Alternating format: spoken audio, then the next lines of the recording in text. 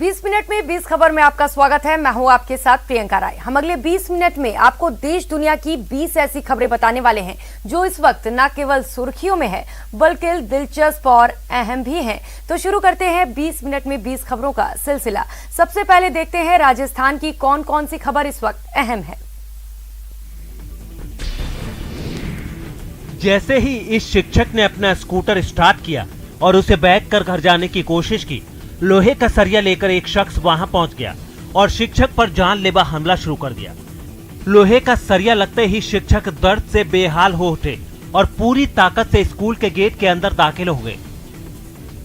एक शिक्षक पर हमले की तस्वीरें करौली की हैं। बताया जा रहा है कि सवाई माधोपुर के रहने वाले शिक्षक आशीष शर्मा बाल भारती सीनियर सेकेंडरी स्कूल में पढ़ाते हैं और मंगलवार की दोपहर करीब 2:45 बजे जब वो स्कूल से घर जाने के लिए बाहर निकले तो दो बदमाशों ने उन्हें घेर लिया। एक बदमाश के हाथ में लोहे का सरिया था और उसी से उसने शिक्षक पर हमला कर दिया। इस हमले में शिक्षक के हाथ में गंभीर चोट आई है और उन्होंने इसे लेकर पुलिस में रिपोर्ट भी दर्ज करा दी है। पुलिस का कहना है कि उन्होंने इस मामले की जांच शुरू कर दी है और ये जानकारी भी मिली है कि इस शिक्षक पर पहले भी इस तरह से हमले हो चुके हैं। ये हमले क्यों हो रहे हैं, पुलिस अब इसकी जांच कर रही है।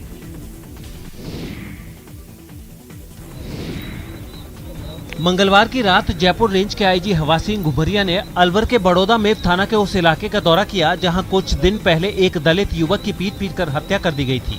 इस दौरे के दौरान आईजी के साथ अतिरिक्त पुलिस अधीक्षक श्रीमन लाल मीणा, लक्ष्मणगढ़ डीएसपी राजेश शर्मा, बड़ौदा मेव थाना अधिकारी भी मौजूद रहे।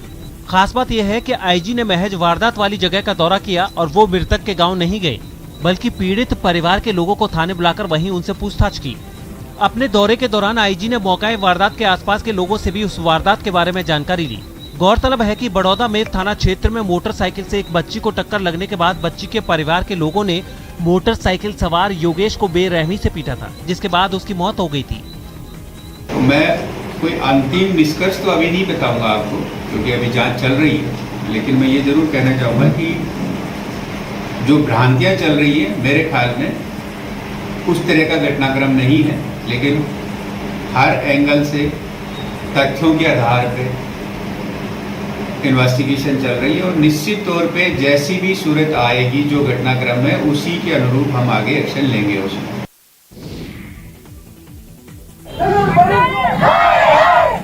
दौसा में पिछले 7 दिन से चल रहे अनोखे आंदोलन का ये क्लाइमैक्स है।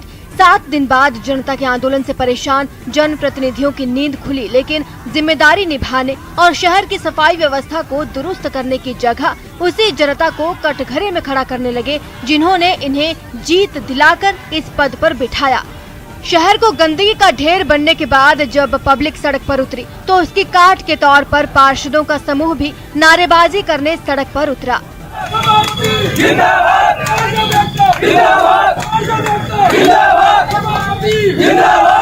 अपनी जिम्मेदारी से बचने के लिए पार्षदों ने बहाना भी ढूंढ निकाला है। हमने ये तय किया है हमारे सभापति ने कि इनका जो वेतन है उनको हम दिला रहे हैं। ठेकेदार वो जिम्मेदारी तो ले, कोई किसको वेतन दिया जाए, जिस ठेकेदार को, जो गुलाब ठेकेदार है जो उसको बुला करके कहा भाई आप जिम्मेदारी लो। ये दौसा की रसोई ये क्या बीमारी है, कौन है ये? हमारी एक ही मांग है, स्वच्छ दौसा। स्वच्छता की मांग को लेकर ये जन आंदोलन चल रहा है।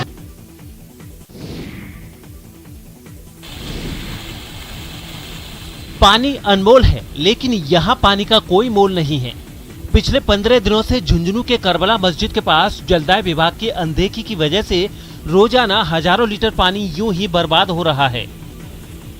दरअसल जलदाय विभाग की पाइपलाइन में लीकेज की वजह से सारा पानी बेकार जा रहा है और उधर पाइपलाइन टूटने की वजह से दूसरे इलाके के लोगों को प्यासा रहना पड़ रहा है।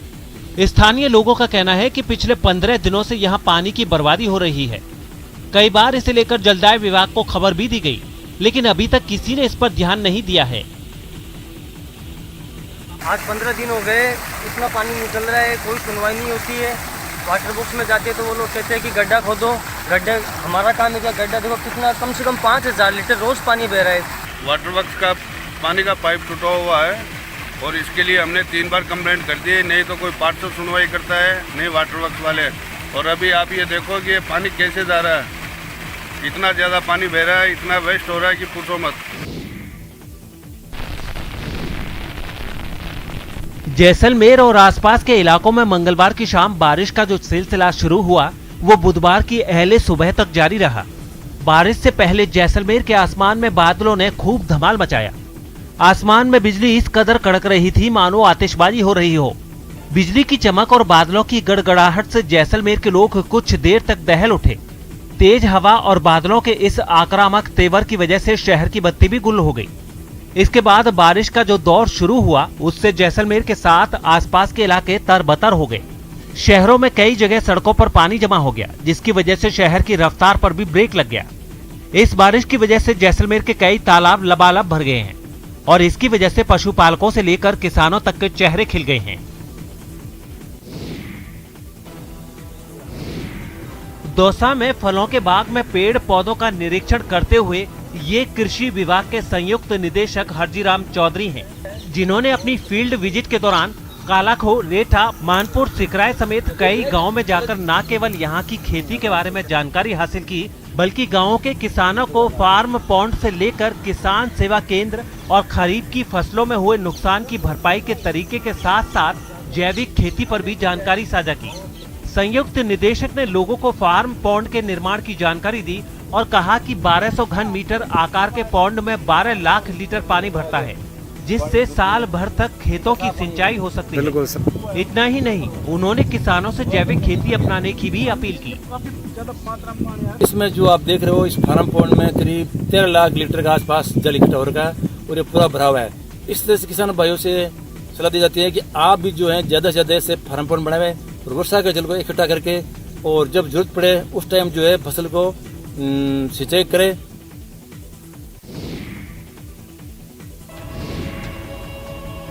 ये तस्वीरें किसी मोबाइल मार्केट की नहीं बल्कि दौसा एसपी ऑफिस की हैं, जहां 25 लाख रुपए कीमत के अलग अलग 180 मोबाइल फोन रखे गए हैं। ये मोबाइल फोन कभी गलती से खो गए या चोरी हो गए थे। आज जिला स्पेशल टीम और साइबर टीम के कमाल की वजह से पुलिस के पास है। मोबाइल खोया था बांदी हुई में और 7 महीने हो गए उसको, लेकिन 1 महीने बाद ही इन्होंने ढूंढ के, मतलब इन पुलिस प्रशासन व्यवस्था बहुत अच्छी रही, तो 1 महीने के अंदर मेरा मोबाइल मुझे प्रोवाइड करवा दिया। बहुत अच्छा, मैं थैंक यू बोलना चाहती हूँ एसपी सर को भी और अजय परिवार जी को, जो उन्होंने मेरी बहुत हेल्प की मोबाइल दिलाने में। मेरी पुलिस मेरा अभिमान के तहत पुलिस ने इनके मालिकों को एसपी ऑफिस बुलाया और जांच पड़ताल के बाद उनकी अमानत उन्हें सौंप दी। एसपी अनिल बेनीवाल ने खुद अपने हाथों से ये मोबाइल फोन लोगों को वापस लौटाए। विभिन्न थानों में फोन्स की जो कंप्लेंट्स थी, किसी के गुमशुदा की थी, किसी की चोरी की थी, उसके ऊपर एक पूरी टीम लगा के हमने कार्रवाई की और लगभग 180 फोनों को हमने रिकवर किया है।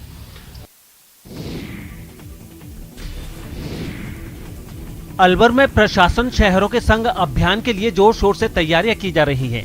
इसी के तहत अलवर नगर परिषद में एक कैंप का आयोजन किया गया। आपको बता दें कि नगर परिषद प्रांगण में 2 अक्टूबर से प्रशासन शहरों के संग अभियान शुरू हो रहा है। इस अभियान की तैयारियों के लिए एक कमेटी गठित की गई है, जिसके लिए एईएन मुकेश तिवारी, एईएन राजकुमार सैनी और वरिष्ठ लिपिक हरीश जहांगीर से लोग जानकारी ले सकते हैं। नगर परिषद आयुक्त का कहना है कि अब तक स्टेट ग्रांट एक्ट 69/1 के तहत 1000 फार्म नगर परिषद ने बेचे हैं, जिसको ई मित्र और नगर परिषद में ऑनलाइन भरकर जमा कराना होगा। इस अभियान के तहत NUML और स्ट्रीट वेंडर्स को इंदिरा गांधी क्रेडिट योजना के तहत 50,000 तक का लोन नगर परिषद की ओर से दिया जाएगा। साथ ही पेंशन मामलों की जांच की जाएगी।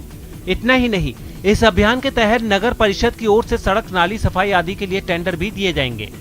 अभी तक जो है स्टेट ग्रांट एक्ट और 69A के है, करीबन 1000 फार्म है जो यहाँ के लोग लेके गए हैं।